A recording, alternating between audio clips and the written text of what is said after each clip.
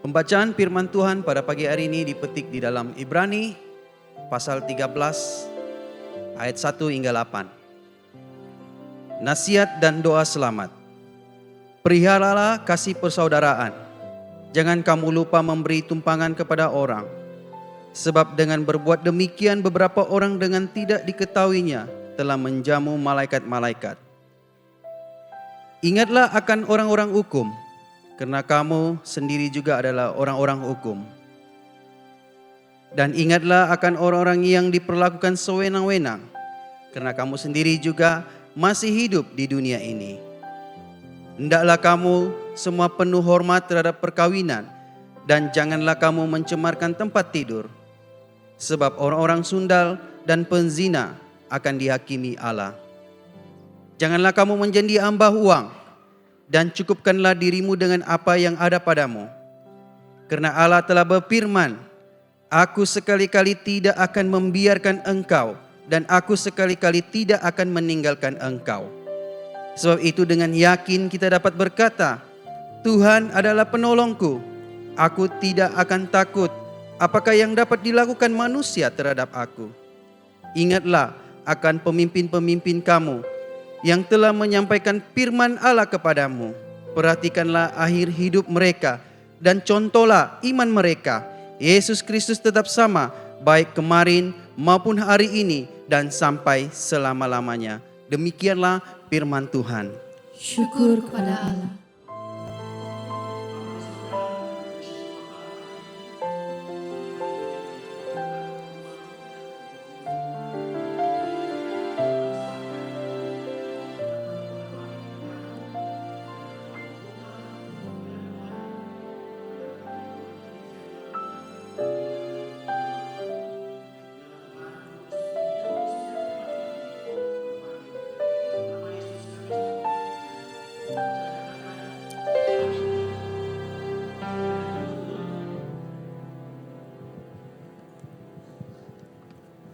Shalom Bapak Ibu yang saya hormati, yang saya kasih dalam nama Tuhan Yesus Kristus.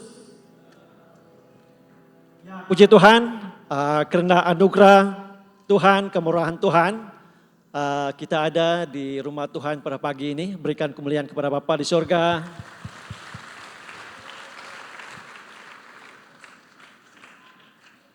Sebenarnya saya sudah demam 2 hari apabila diberi tugas untuk khotbah hari ini. Tapi puji Tuhan, Tuhan yang berikan kekuatan kepada saya. Oke, saudara, kita masih dalam siri khotbah dari kitab Ibrani. Dan kita sudah sampai, minggu ini kita sudah sampai di pasal yang ke-13. Pasal yang terakhir daripada kitab Ibrani. Dan Ibrani pasal 13 ini berbicara tentang bagaimana kita dapat mempraktikkan iman di dalam kehidupan harian kita. Okay? Bagaimana kita dapat mempraktikkan iman kita sebagai cara hidup kita sehari-hari. Jadi inilah yang akan kita belajar ataupun dengar pagi ini. Dan khotbah gereja pada pagi ini adalah iman sebagai gaya hidup. Okay? Kita katakan bersama, iman sebagai gaya hidup. Nah, saya ingin mulakan khotbah pagi ini dengan satu pertanyaan. Apakah tujuan hidupmu? Apakah matlamat hidupmu?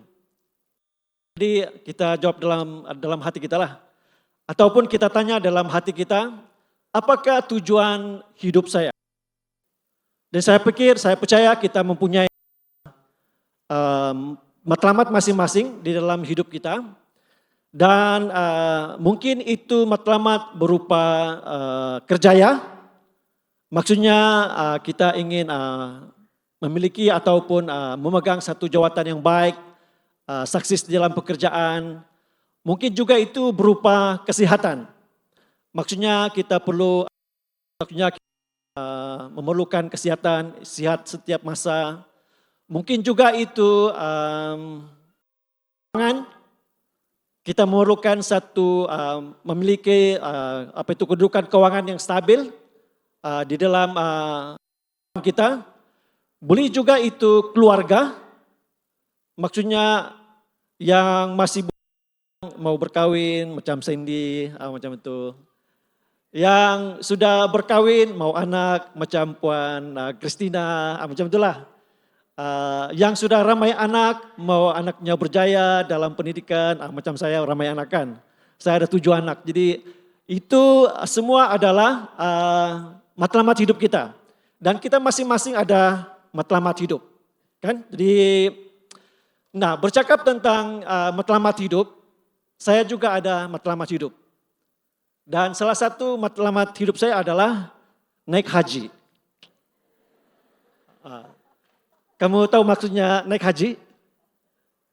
Melawat tanah suci Toraja. Bukan. Melawat tanah suci Israel ataupun melawat kota Yerusalem lah. Okay? Jadi saya percaya kita semua rindu mau melawat kota Yerusalem kan? Ada satu lagu itu yang kota Yerusalem nih. Saya sudah dengar dari kecil lagi kota Yerusalem nih. Dan saya ingat sampai hari inilah. Dia punya lagu Oh Yerusalem, kota mulia, hatiku rindu ke sana. Itu lagu dia. Jadi saya ingat itu mas sampai sekarang. Berikan tepukanlah.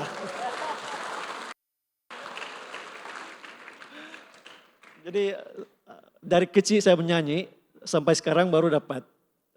Lama kan? Jadi itu adalah salah satu matlamat dalam hidup saya lah. Maksudnya melawat kota Yerusalem dan beberapa tempat. Tetapi matlamat ini bukannya begitu saja.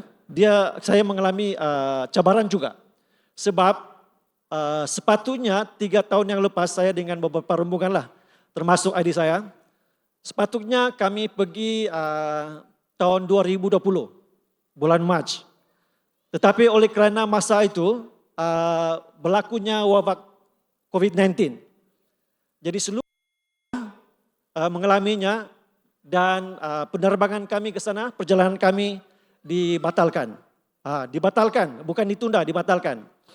Jadi kalau dibatalkan itu semua kos bukan kita dapat semua, jadi itu cabaran lah.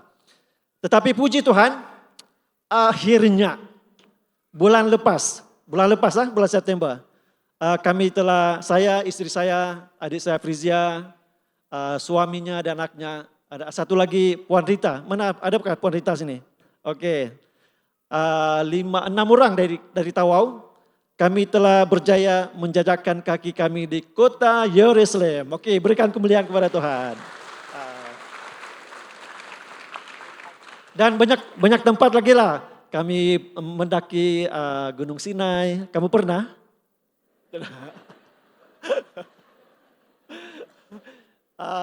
Kami pergi Sungai Nil, macam itulah tempat Musa dihanyutkan. Kami pergi itu bukit, kita ingat yang khotbah Yesus di bukit, kita pergi sana dan banyak tempat lagi lah.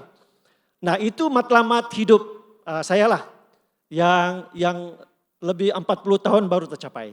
Macam itu. Jadi kita masing-masing ada matlamat hidup masing-masing.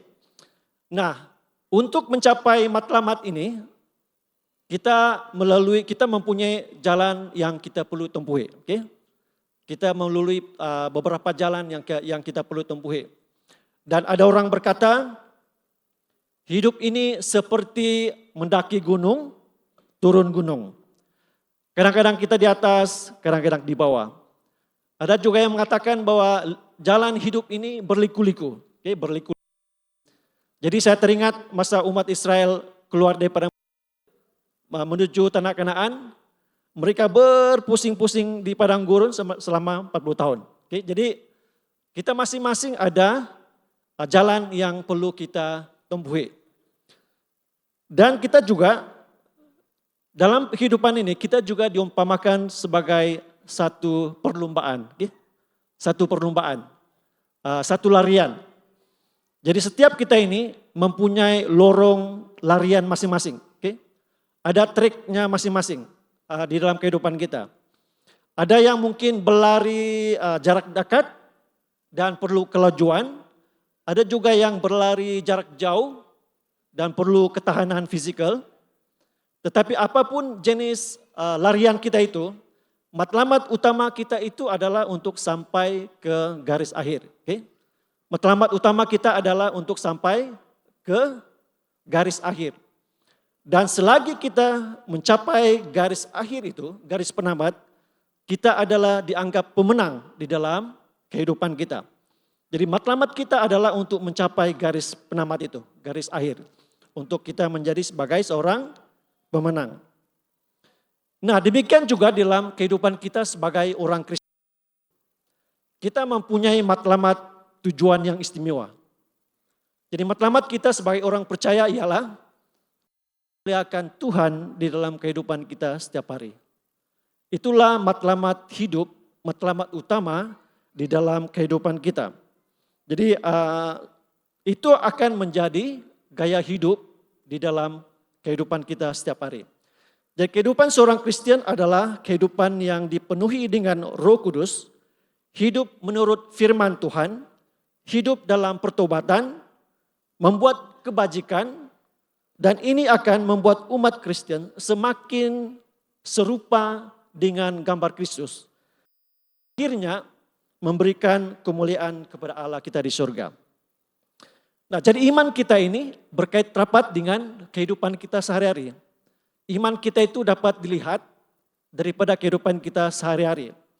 Sebab itu inilah yang kita belajar hari ini, bahwa iman itu praktikkan sebagai cara hidup kita.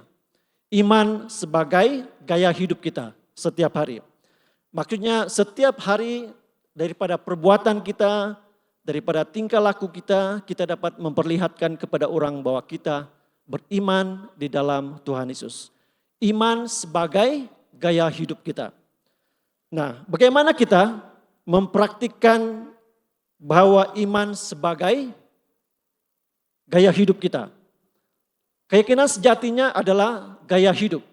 Kehidupan seorang Kristen, kita tidak hanya hidup karena iman, tetapi kita juga hidup melalui iman. Jadi inilah yang kita belajar pagi ini, tengah hari ini. Yang pertama adalah bagaimana kita mempraktikkan iman sebagai gaya hidup itu. Ya, yang pertama, kita perlu hidup dengan kasih sayang. Okay? Kita mesti hidup dengan kasih sayang. Inilah iman sebagai gaya hidup kita. Hidup dengan kasih sayang. Ibrani pasal 13 ayat 1 hingga 3 mengatakan, peliharalah kasih persaudaraan, jangan kamu lupa memberi tumpangan kepada orang, sebab dengan berbuat demikian, beberapa orang tidak diketahuinya telah menjamu malaikat-malaikat. Ingatlah akan orang-orang hukuman, karena kamu sendiri juga adalah orang-orang hukuman. Dan ingatlah akan orang-orang yang diperlakukan sewinang-winang, karena kamu sendiri juga hidup di dunia ini. Nah, petikan ini mengingatkan kita akan tanggung jawab kita sebagai orang percaya untuk menunjukkan kasih sayang kepada orang lain. Daripada perbuatan kita, kita dapat perlihatkan kepada orang bahwa kita ini kasih itu ada hidup di dalam, maksudnya kita ada menunjukkan kepada orang lain akan kasih sayang itu kepada orang lain. Nah, ayat yang pertama dikatakan, peliharalah kasih persaudaraan. Yang ini mengingatkan kita untuk senantiasa memelihara kasih di dalam hati kita dan mengamalkan kehidupan ini yang saling mengasihi ini sesama kita dalam kehidupan kita setiap hari. Nah, apabila kita bercakap tentang saling mengasihi, kita akan teringat kepada satu perintah baru daripada Tuhan Yesus, yaitu kita saling mengasihi antara satu sama lain. Nah, itu kita dapat lihat di ayat Injil Yohanes pasal 13, 34 hingga 35.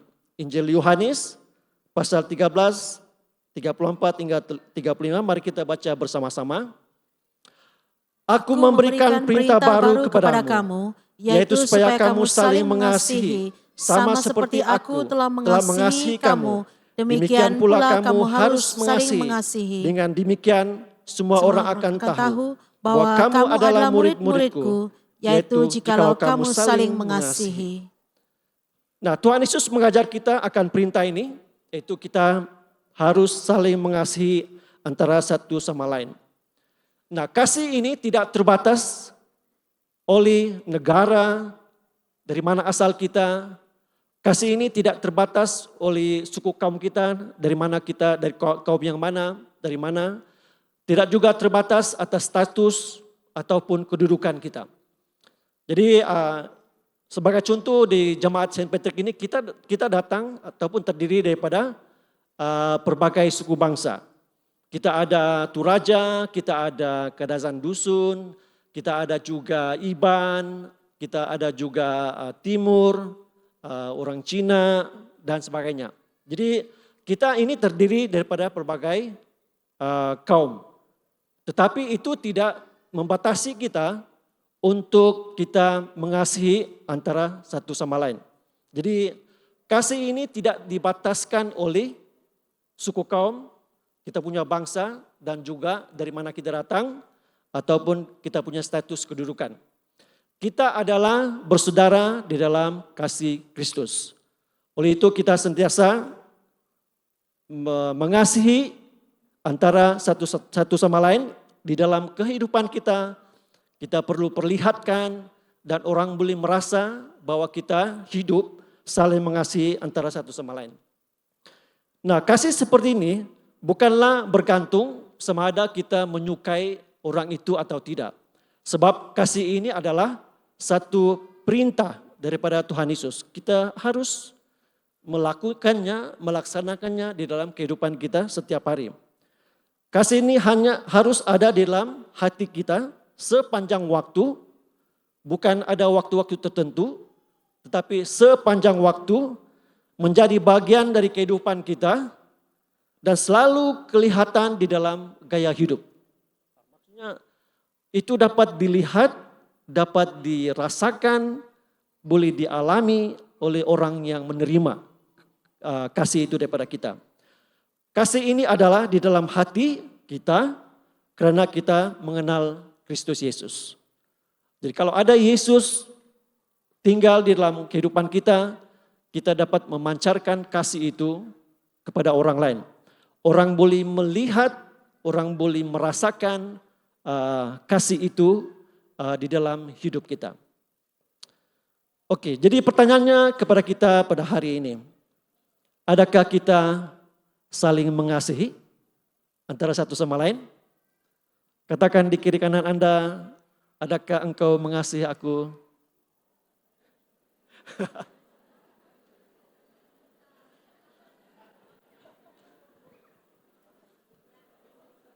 Tapi saya dapat pengalaman saya selama berbakti di Saint Patrick, saya memang akui saya dapat merasakan, mengalami bahwa di jemaat BM Saint Patrick ini kita adalah umat yang saling mengasihi antara satu sama lain. Berikan kemuliaan kepada Bapa kita di surga.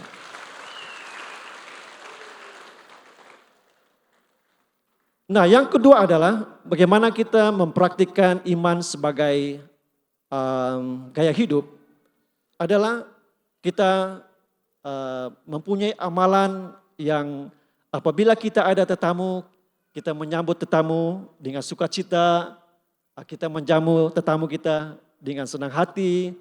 Dan itu dapat kita lihat di Ibrani pasal 13 ayat 2 dikatakan, jangan kamu lupa memberi tumpangan kepada orang. Sebab dengan berbuat demikian, beberapa orang dengan tidak diketahuinya telah menjamu malaikat-malaikat. Apa yang saya mau tekankan di sini adalah beberapa orang dengan tidak diketahuinya telah menjamu malaikat-malaikat. Nah, saya tidak tahu berapa ramai di kalangan kita di sini yang selalu membuka rumahnya untuk tetamu. Tetapi saya percaya bahwa memang ada di kalangan jemaat kita yang memang senantiasa menerima tetamu di rumah dan melayan tetamu dengan senang hati.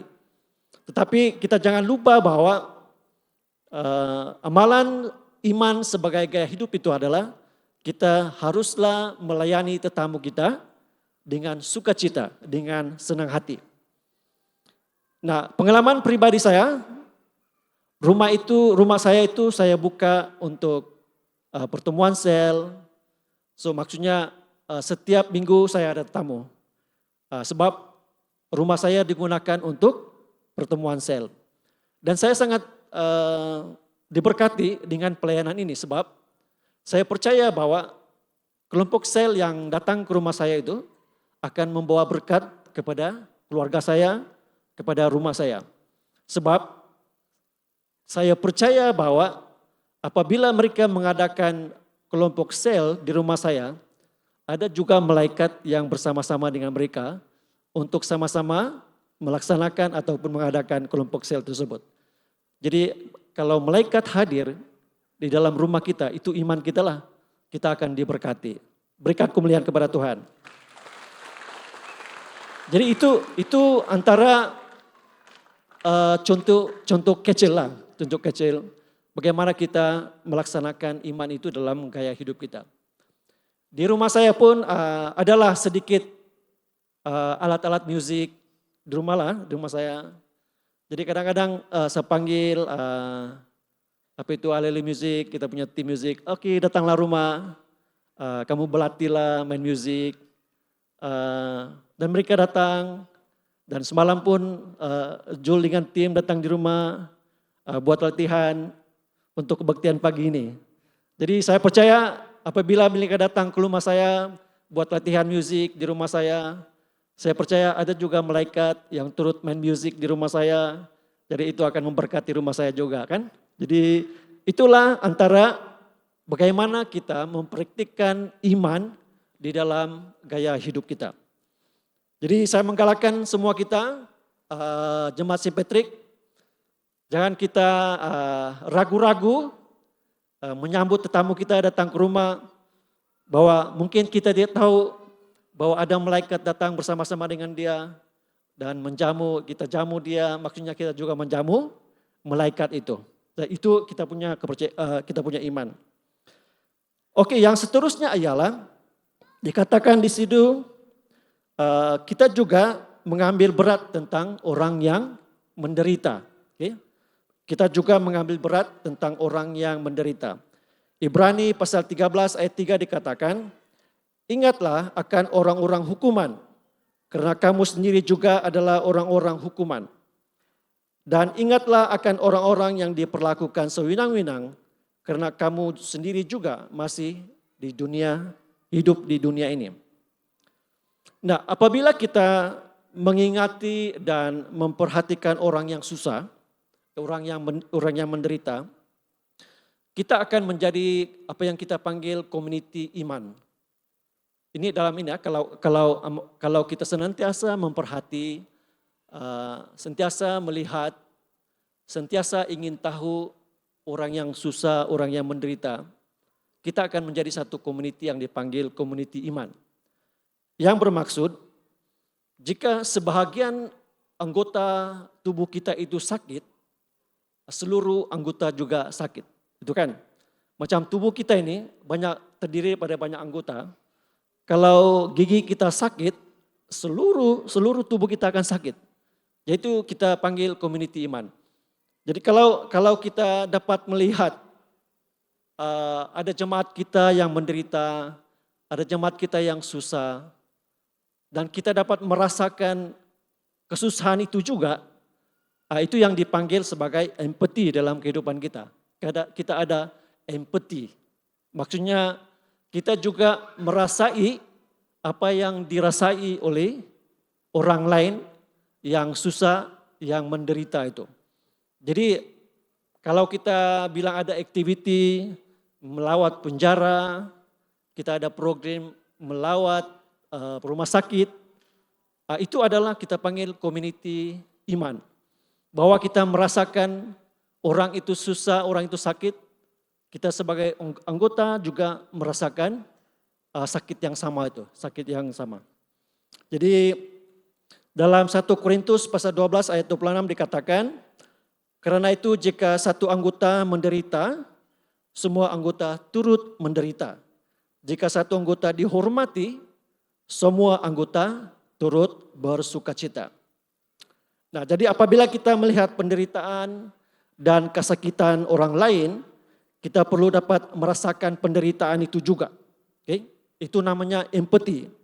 Jadi jika kita mampu memiliki perasaan seperti itu, kita boleh memahami dan merasakan empati terhadap orang, apa yang mereka alami, maka kita dengan sukacita ingin membantu mereka, meringankan beban, meringankan kesusahan mereka. Sebab kita dapat merasakan kesusahan mereka, kita dapat mengalami penderitaan mereka.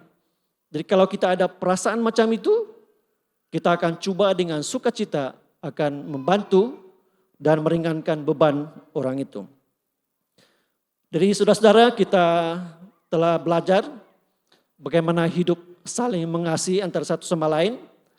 Kita percaya bahwa Tuhan itulah yang hadir di dalam diri kita, yang memberikan kekuatan kepada kita untuk mempraktikkan iman ini di dalam cara hidup kita.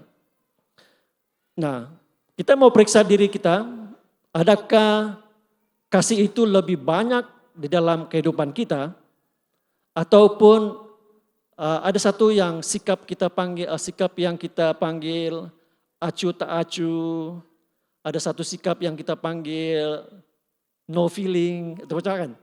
Ada yang kita bilang tidak ambil peduli, apa yang berlaku, berlakulah, itu bukan hal saya.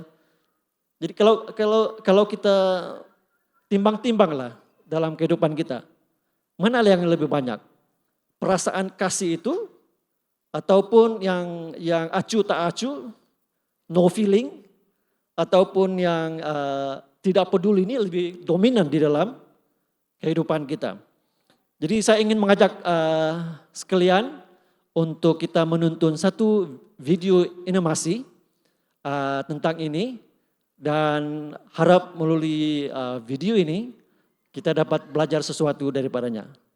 Oke, mari kita saksikan. Oke, multimedia, persilakan.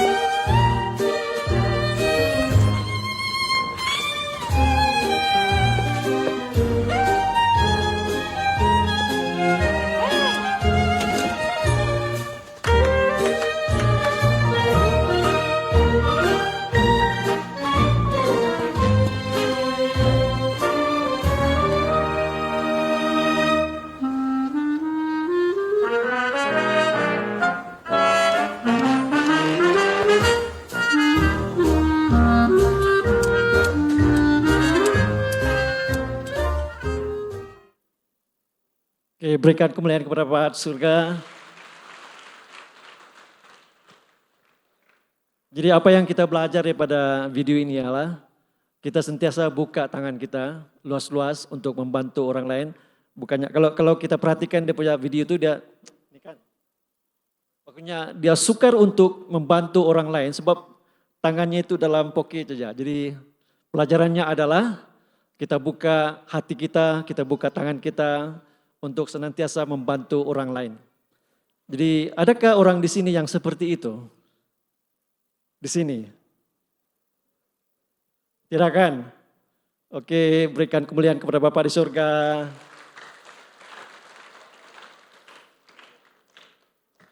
Oke, yang seterusnya adalah bagaimana kita mempraktikkan iman sebagai gaya hidup. Poin kita yang kedua adalah kita mesti hidup dalam kekudusan.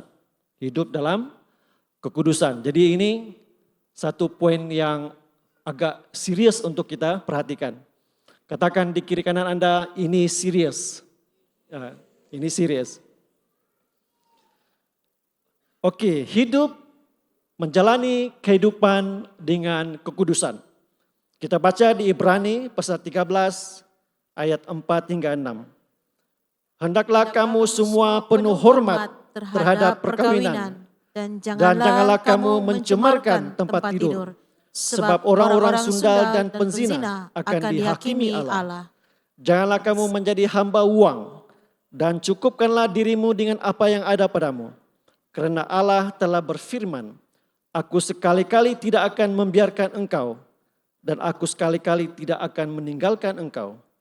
Sebab itu dengan yakin kita dapat berkata, Tuhan adalah penolongku, aku tidak akan takut apa yang dapat dilakukan manusia terhadap aku. Nah, ayat 4 hingga 6 ini merupakan nasihat kepada kita untuk senantiasa menjaga kekudusan di dalam kehidupan kita. Nah, ada dua nasihat yang penting untuk kita perhatikan pagi ini. Jadi kepada kita yang sudah berumah tangga atau yang bercadang untuk berkawin, ini adalah perhatian untuk semualah, untuk Anda semua. Nah, dikatakan di situ, hendaklah kamu semua penuh hormat terhadap perkawinan dan janganlah kamu mencemarkan tempat tidur sebab orang-orang sundal dan pezina akan dihakimi Allah. Nah, pernikahan adalah perjanjian yang kudus. Pernikahan itu adalah perjanjian yang suci yang ditetapkan oleh Tuhan. Pernikahan dibentuk dengan kehendak Tuhan, di mana suami istri saling setia dan sentiasa kudus. Okay? Suami istri harus saling setia dan kudus.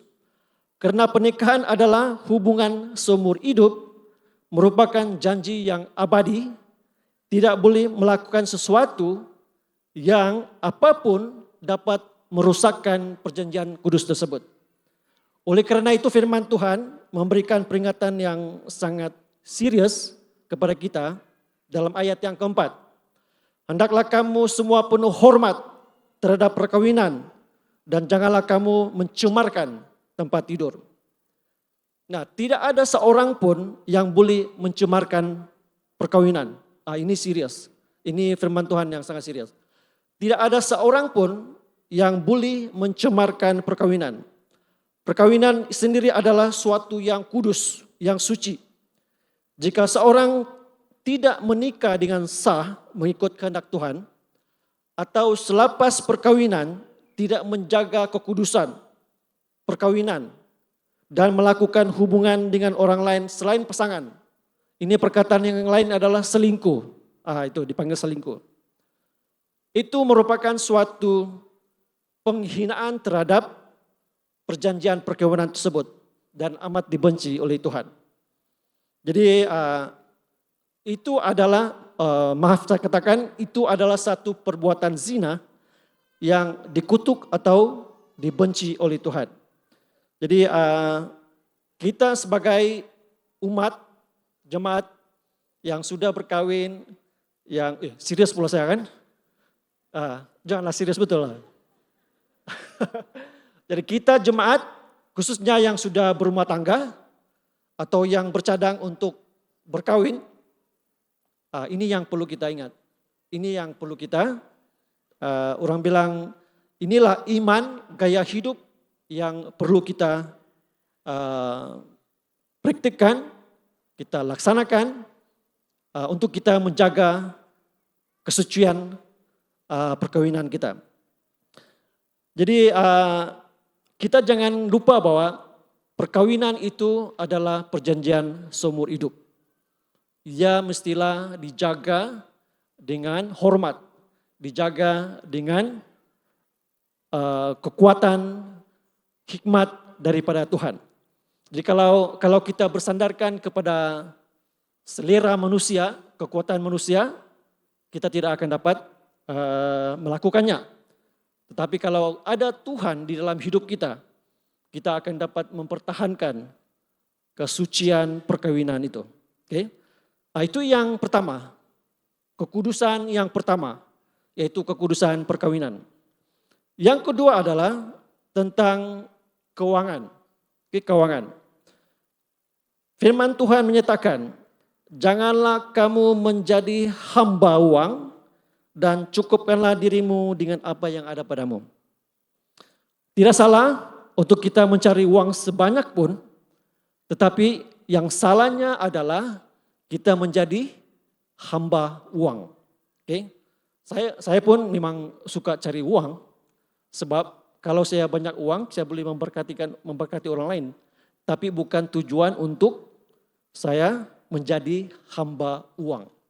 Jadi apa yang penting itu ialah, biarlah uang itu menjadi hamba kepada kita, bukannya uang itu yang kita menjadi hamba kepada uang itu.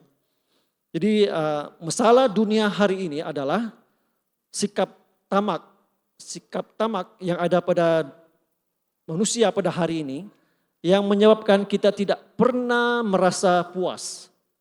Ini memang naluri manusia. Dia tidak pernah puas. Jadi dia ingin mencukupkan apa yang dia mau itu sebanyak mungkin yang dapat. Jadi ada orang mengatakan kecintaan terhadap harta benda itu sama seperti kita merasa gatal-gatal di tapak tangan. Pernahkah kamu, sekarang kamu gatal-gatal di tangan? Ada orang cerita lah, kalau gatal tangan itu ada duit datang. Betul-betul lah kan? Gatal-gatal gitu. Tetapi itu adalah tanda-tanda hati-hati ya. Itu adalah tanda-tanda tamak sudah itu. Maksudnya, mari hartaku mari ya macam itu. Jadi orang bilang gatal-gatal tangan. Jadi itu ada kebetulan, mungkin ada kebetulan juga lah. Jadi jangan kita maksudnya berbelanja ataupun menggunakan uang itu secara tidak terancang lah maksudnya. Secara tidak terancang. Selalu saya beri nasihat keuangan kepada sebab saya bekerja di Krispy, ahli-ahli Krispy itu orang ramai lah. Jadi apa yang kita selalu bagi nasihat adalah kita mesti merancang perbelanjaan kita. Maksudnya apabila kita berbelanja itu mestilah bukan di luar kemampuan kita. Dibaca kan? Jadi kalau kita berbelanja di luar kemampuan kita, itu sudah ada unsur-unsur tamak di situ. Sebab kita mau juga untuk mendapatkan sesuatu itu, walaupun itu di luar kemampuan kita. Jadi selalu kita nasihatkan, mesti kita dapat bezakan, itu adalah keperluan ataukah itu kehendak. Kalau kehendak itu lebih, maksudnya kita akan berbelanja lebih daripada kemampuan kita. Jadi ada pepatah mengatakan, buat baju, ukur badan sendiri. Maksudnya kan, Jadi kita gunakan uang itu berdasarkan kepada kemampuan kita. Jadi itu yang selalu kita nasihatkan supaya kita tidak menjadi tamak di dalam kehidupan kita. Ada orang berkata kepada seorang jutawan. Ada orang jutawan bernama Bernard Baruch. Namanya Bernard Baruch. Boleh paparkan itu? Oke, orang ini bertanya kepada dia, orang jutawan ini. Berapa banyak uang yang diperlukan oleh seseorang kaya untuk merasa puas? Mungkin tidak tahu lah, mungkin ramai orang kaya juga di sini kan. Jadi ini saya tujukan kepada kamu lah. Berapa banyak uang yang diperlukan oleh seseorang kaya untuk merasa puas? Jadi apa yang dia jawab ialah 100.000 daripada apa yang dia ada. Sekarang inilah. Contoh kalau dia ada 200.000 sekarang. Dia tambah lagi 100.000 daripada sekarang. Jadi maksudnya kita tidak akan puas lah. Maksudnya itu udah punya pelajaran lah. Manusia ini tidak akan pernah puas sebab dengan duit yang ada dia sekarang ini, dia perlu lagi 100.000 untuk dia menjadi puas. Jadi itu melebihi daripada kemampuan dia sendiri. Melebihi daripada kemampuan dia. Jadi sifat tamak inilah yang dibenci oleh Tuhan. Sifat tamak ini. Mencari uang bukan salah. Tetapi apabila uang itu menjadi yang utama di dalam kehidupan kita menjadi hamba kepada uang itu adalah salah. Jadi ketamakan hanya akan mendorong keinginan kita untuk memiliki lebih banyak. Namun tidak akan membawa kepuasan. Sebab hanya Tuhan yang mampu memuaskan hati manusia. Yesus mengajar di Lukas pasal 12 ayat 15 dikatakan, katanya lagi kepada mereka, berjaga-jagalah dan berwaspadalah terhadap segala ketamakan. Sebab walaupun seorang berlimpah-limpah hartanya, hidupnya tidak akan bergantung kepada kekayaannya. Oke, benar, kita memang perlukan uang di dalam kehidupan kita harian. Orang berkata, uang bukan segala-galanya. Tetapi sekarang ini, dunia modern ini, segala-galanya adalah uang. Betul kan? Ada orang berkata, uang bukanlah segala-galanya dalam hidup. Tetapi dalam dunia modern sekarang, segala-galanya adalah uang.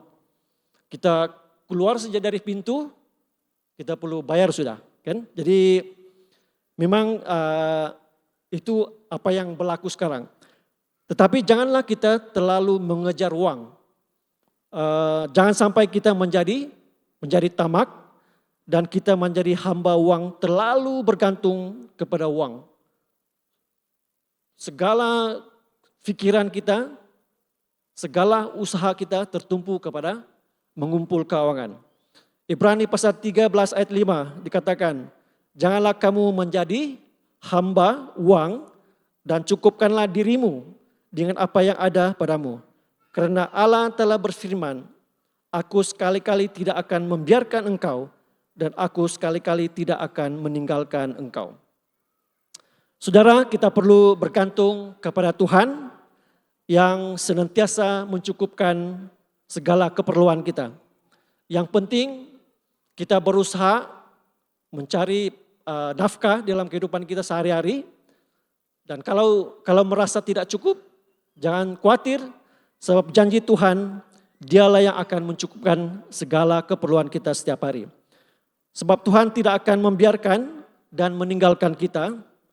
Tuhan akan menolong, menjadi penolong di dalam kehidupan kita, termasuklah dalam soal keuangan. Ibrani pasal 13 ayat 6 dikatakan, sebab itu dengan yakin kita dapat berkata, Tuhan adalah penolongku, aku tidak akan takut apakah yang dapat dilakukan manusia terhadap aku. Nah, inilah kekudusan yang perlu kita jaga. Satu, kekudusan dalam perkawinan. Yang kedua adalah kekudusan dalam keuangan. So, keuangan ini yang perlu kita ambil perhatian ialah jangan ada sifat tamak di dalam kehidupan kita, karena manusia tidak akan puas. Ini yang faktanya, manusia tidak akan puas, hanya Tuhan Yesus yang dapat memberikan semua yang manusia perlukan. Nah, oke, itu tentang kekudusan. Dan kita pergi kepada topik yang terakhir ya untuk tengah hari ini, yaitu tentang hidup mewarisi tradisi. Hidup mewarisi tradisi.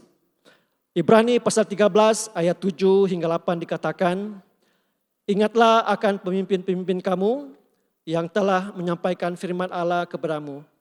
Perhatikanlah akhir hidup mereka dan contohilah mereka. Yesus Kristus tetap sama, baik kemarin maupun hari ini dan sampai selama-lamanya. Nah, penulis ini mengingatkan kita supaya kita mengingati mereka, pemimpin-pemimpin rohani yang telah mendahului kita, yang telah memimpin kita di dalam kehidupan rohani, membentuk kehidupan rohani kita, sehingga kita lebih kuat di dalam kehidupan rohani kita, semada mereka itu sudah mendahului kita, ataupun yang masih ada bersama kita pada hari ini. Nah, bagaimana kita boleh mengingati mereka, orang-orang yang sudah mendahului kita? Kita mengingati mereka dengan menghargai mereka, menyimpan ingatan, menyimpan di dalam hati atas segala perkara, atas segala kesaksian, atas segala contoh teladan yang sudah ditunjukkan kepada kita sebelum ini. Jadi pemimpin yang mendahului kita telah meninggalkan warisan rohani bagi kita. Mereka dapat menjadi contoh teladan yang baik yang perlu kita ikuti dan juga memberikan motivasi kepada kita. Kita dapat mewarisi contoh keberanian mereka di dalam hal memberitakan firman Tuhan, meskipun kehidupan mereka dalam berhadapan dengan berbagai cabaran. Dan secara pribadi ada dua pemimpin rohani yang saya ingat yang banyak membentuk kehidupan rohani saya. Bukan saya saja, tapi seluruh kampung di kampung saya. Mereka ini sudah dipanggil Tuhan. Yang satu adalah Canon Arnold Puntang. Yang satu lagi adalah Canon Lawrence Lawin. Mereka berdua saya memang sangat diberkati dengan pelayanan mereka di kampung. Dan mereka inilah mendiang dua orang ini yang banyak menyedarkan kami, yang banyak membawa kami supaya bertaubat daripada hidup yang lama, bertaubat menjadi pengikut yang setia kepada Tuhan. Jadi memang sampai sekarang apa yang dikatakan di sini mengingati mereka, memang sampai sekarang bukan saya saja, tetapi seluruh kampung senantiasa mengingati akan teladan, akan kesaksian yang dia tunjukkan kepada ramai orang. Jadi inilah yang perlu kita buat, perlu kita amalkan, perlu kita kita bilang iman di dalam gaya hidup kita, mengingati mereka yang leluhur, yang telah banyak membentuk kehidupan rohani kita selama ini. Tetapi saya pun percaya juga bahwa orang pemimpin yang ada sekarang ini yang masih berada dengan kita pun harus kita ingat, menghargai mereka, menghormati mereka di dalam pelayanan mereka. Dan di dalam kebaktian kita sekarang pun kita ada Reverend Semamadin, Reverend Majilus. Secara pribadi saya selalu menghormati, menghargai akan pengorbanan mereka di dalam memberitakan firman Tuhan. Di Di dalam hati saya, orang-orang inilah yang perlu kita hargai. Mereka inilah yang perlu kita hormati setiap masa. Dan inilah cara kita sebagai orang percaya mempraktikkan iman itu di dalam gaya hidup kita. Kita sentiasa berjumpa dengan mereka ini. Tunjukkanlah hormat, tunjukkanlah kasih, tunjukkanlah penghargaan kepada mereka. Yang sudah dipanggil Tuhan, kita mengingati mereka di dalam hati kita, di dalam pikiran kita. Jadi inilah pelajaran kita pada minggu ini. Saya tekankan lagi bahwa iman sebagai gaya hidup itu adalah penting untuk kita laksanakan dalam kehidupan kita setiap hari. Jadi sampai di sini perkutusan firman Tuhan. Kiranya Tuhan Yesus memberkati kita semua.